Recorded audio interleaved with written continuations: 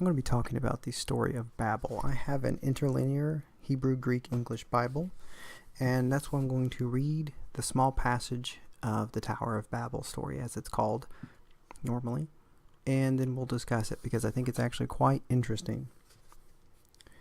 And the whole earth was of one lip and of one speech, and it happened as they traveled from the east, they found a level valley in the land of Shinar, and they lived there. And each one said to his neighbor, "Come, let us make brick and thoroughly burn them."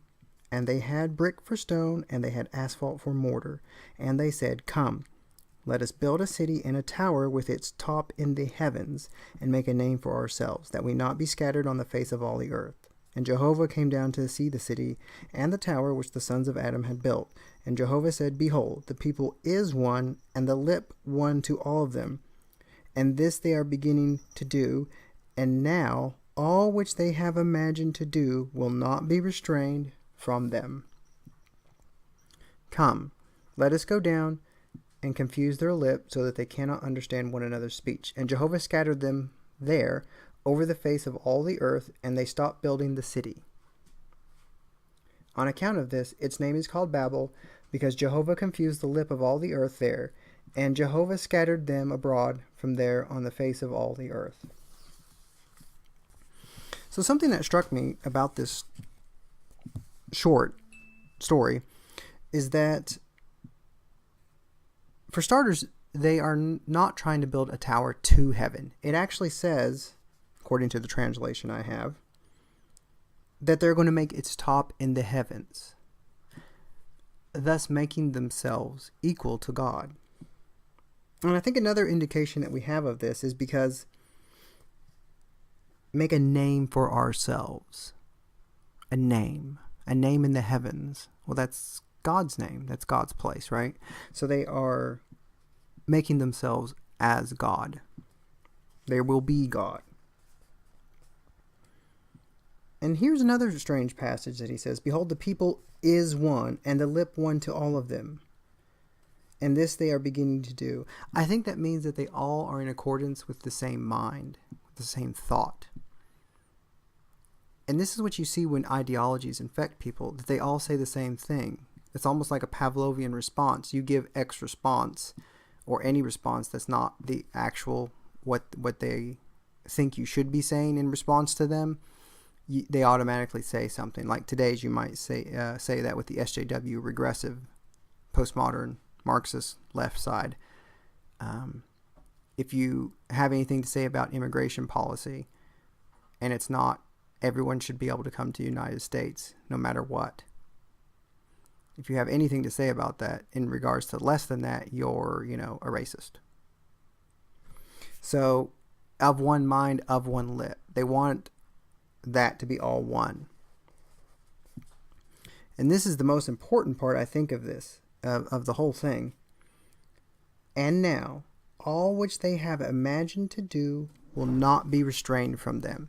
And that shows the power of the ideologies, of the cult behavior, that if a people are all united like this, they will be able to do whatever they imagine. So like if you think of the Halley's Comet people, where they, I think some of the members had themselves castrated and they all killed themselves, thinking that they would join Halley's Comet when it passed somewhat close to us.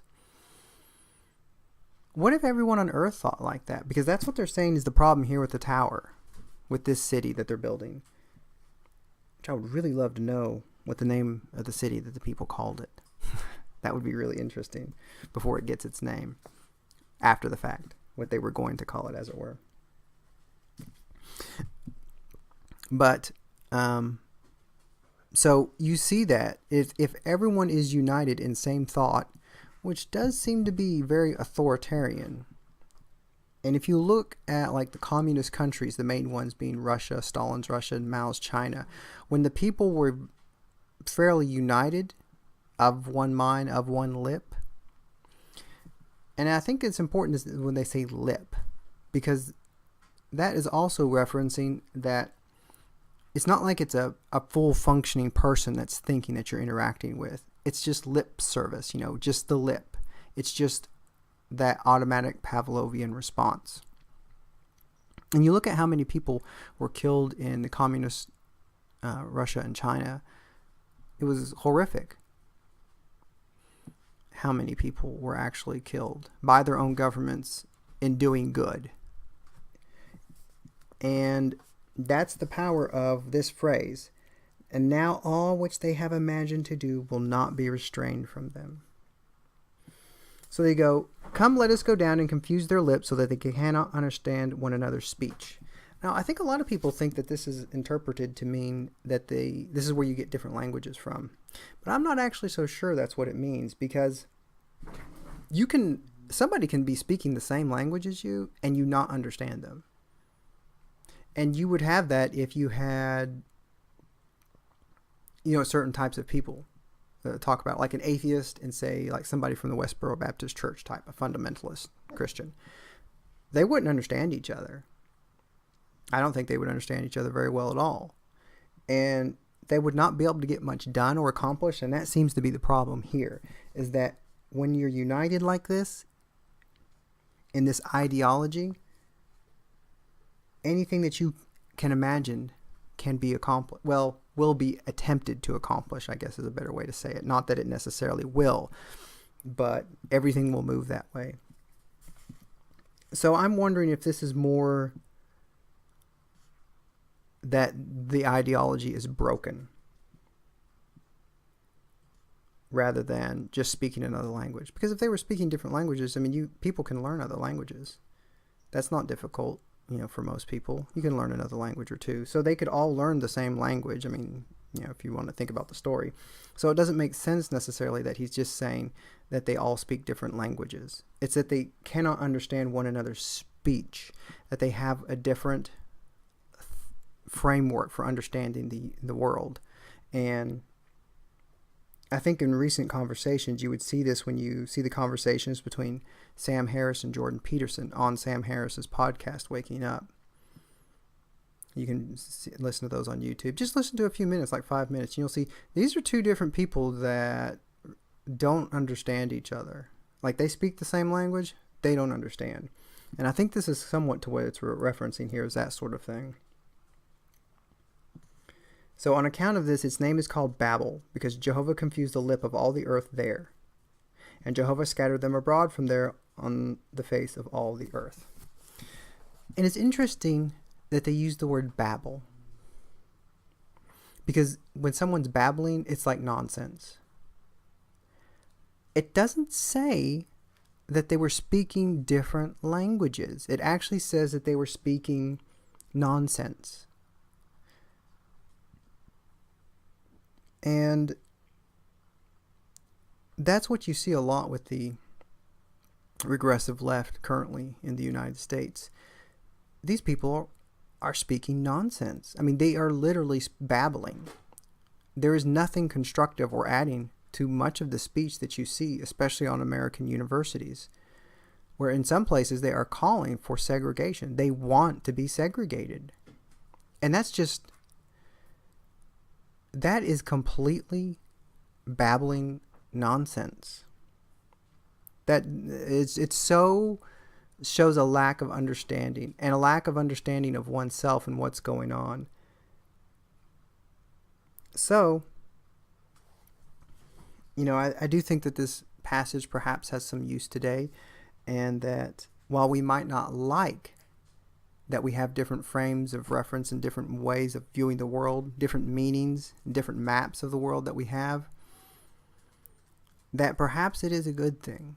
Because if we were truly all united as one, it would be horrific, as we have already seen, and as much as they were able to unite things in the past, like in the communist countries. And I'm sure there's other examples where people were somewhat united. And it was awful. It's kind of like the more ideology and the more that we get in that same framework. Because, see, it's very important. It doesn't say that we have the same values. It is not talking about that. It says of one mind and of one lip. One lip. Just the language. Not the thought. Not the choices behind it.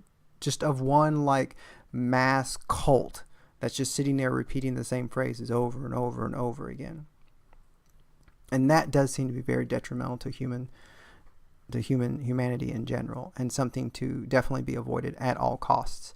And when, I suppose in your personal life, you can take it like this: whenever you feel yourself like that, or you're in a situation even with your friends, and you feel like everyone's getting that same thing, that same cultish behavior, that same just lip service, that perhaps you should be the one to break that lip service in whatever manners. It doesn't have to be dramatic. It can also be very plain spoken and simple as well.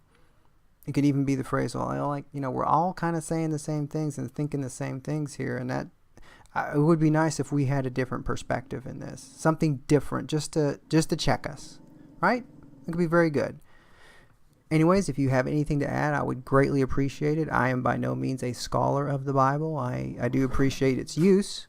So any information that you might have in further interpretations, especially with the language thing, like I said, it doesn't seem to indicate to me that it's necessarily people speaking different languages, really. I mean, it could certainly be part of that, but it's different framework. It's more than just that. It's a different way of meaning, a different way of looking at the world, a different frame of reference, different map, that sort of thing. And especially with the use of the word Babel. Babel does not mean speaking in a different language. Babel just means speaking nonsense. So thank you for your time, and you have a good day.